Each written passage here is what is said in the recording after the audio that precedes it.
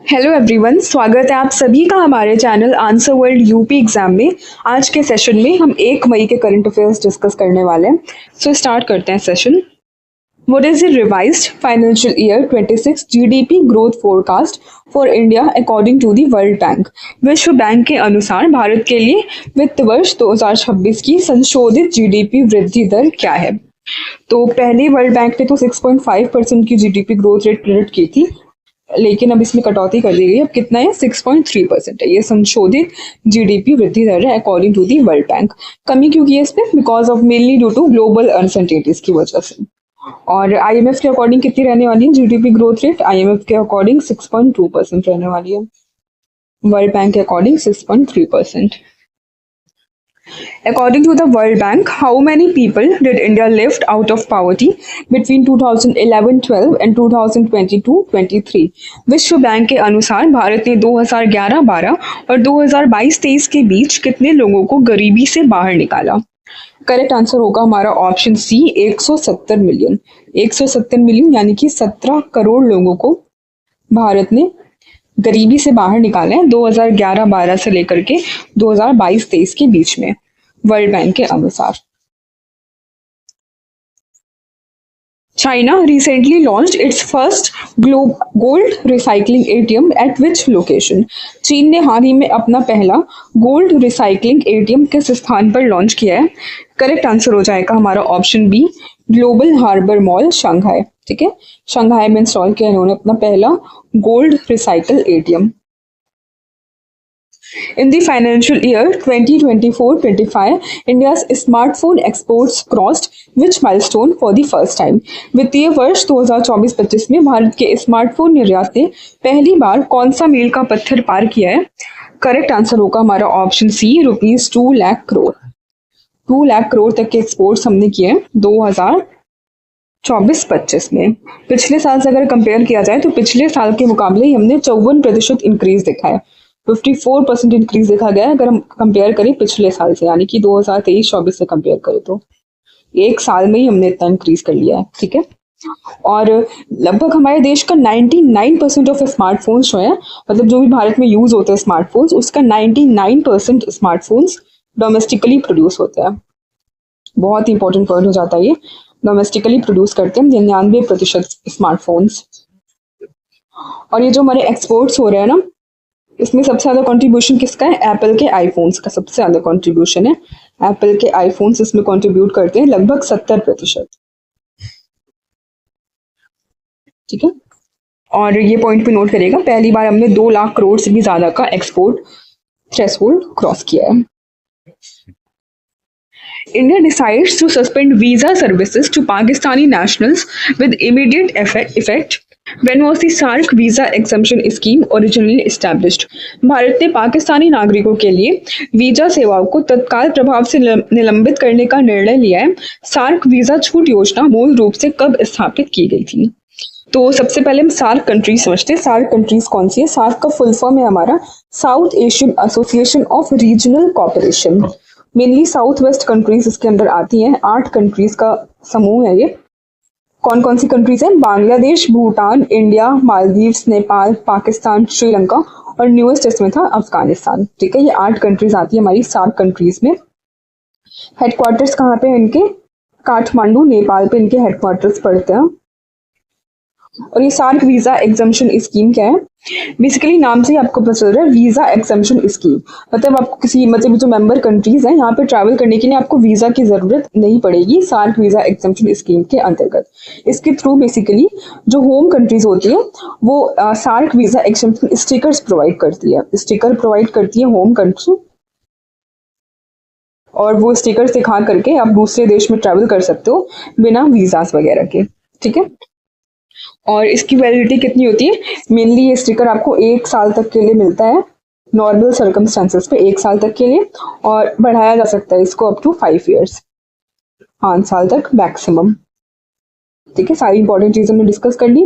और ये लॉन्च कब हुआ था हमारा? 1992 में। प्रपोज तो हुआ था 1988 में ही।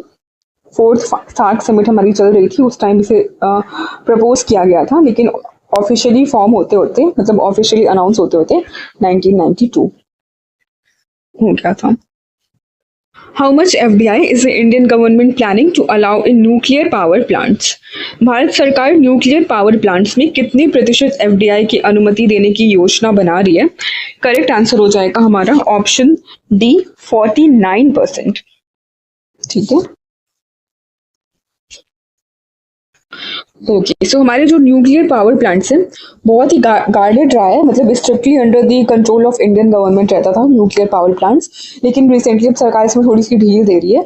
फॉरेन कंपनीज अब 49% तक स्टेक्स ओन कर सकते हैं न्यूक्लियर पावर प्लांट्स में। बहुत ही मेजर स्टेप है ये, है ना। फॉरेन कंपनीज अब 49% स्टेक्स होल्ड कर सकती है न्यूक्लियर पावर प्लांट्स में, तो इसलिए इम्पोर्टेंट हो गया। क्यों कर रहे हैं बेसिकली, ताकि हम न्यूक्लियर कैपेसिटी बढ़ा सके और कोल पे निर्भरता वगैरह को थोड़ा कम कर सके। 49%। Which state's education department announced that Hindi will no longer be mandatory from grades 1 to 5 under National Education Policy 2020 reforms? किस राज्य के शिक्षा विभाग ने NEP 2020 सुधारों के तहत कक्षा 1 से 5 तक हिंदी को अनिवार्य नहीं रखने की घोषणा की है? अभी तो अनाउंसमेंट हुई थी महाराष्ट्र सरकार की तरफ से कि इंग्लिश मराठी के साथ साथ ये हिंदी को तीसरी कंपलसरी लैंग्वेज कर रहे थे कक्षा 1 से लेकर के 5 तक के बच्चों के लिए। ठीक है, इंग्लिश मराठी तो कंपलसरी थी ही, मैंडेटरी थी, लेकिन ये हिंदी को भी मैंडेटरी कर रहे थे, लेकिन काफी सारा इसको विरोध झेलना पड़ा इस डिसीजन का, इसलिए डिसीजन इन्होंने वापस ले लिया है। किसका था ये? महाराष्ट्र सरकार का था। Which wetland in Navi Mumbai has been declared as Flamingo Conservation Reserve by Maharashtra State Bird Wildlife? Maharashtra वन्यजीव बोर्ड द्वारा नवी मुंबई के किस वेटलैंड को फ्लेमिंगो संरक्षण रिजर्व घोषित किया गया है? करेक्ट आंसर होगा हमारा option C, DPS wetland. DPS wetland को फ्लेमिंगो कंजर्वेशन रिजर्व घोषित किया गया है। कहाँ पड़ता है ये? नवी मुंबई, महाराष्ट्र में। Who won the IBSF World Billiards Championship 2025 titles?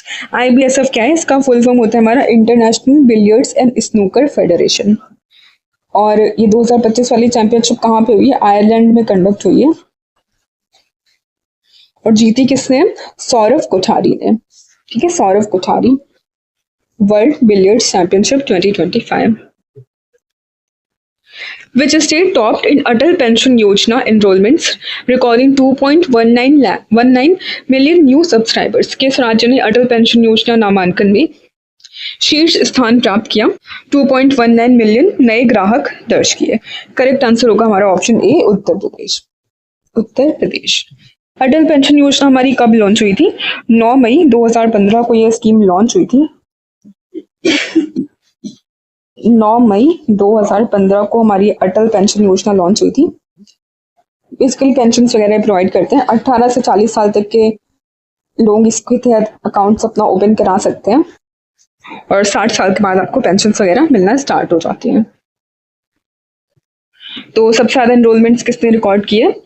Uttar Pradesh ने। Who launched the National Zero Measles Rubella Elimination Campaign 2025-26 in India? Bharat में राष्ट्रीय शून्य खसरा रुबेला उन्मूलन अभियान 2025-26 किसने लॉन्च किया है? करेक्ट आंसर है हमारा option B, JP Nadda ji ने। ओके, सो मीसल्स और रुबेला हमारे किससे होता है? वायरस की वजह से होता है। मीसल्स मेनली होता है पैरामिक्सो वायरस की वजह से, और रुबेला होता है टोका वायरस की तरफ से। 2026 तक हम भारत का लक्ष्य है कि हम ये दोनों बीमारियों को एलिमिनेट कर सके अपने देश से। What is the theme of World Immunization Week 2025? Theme क्या रहा है विश्व टीकाकरण सप्ताह का?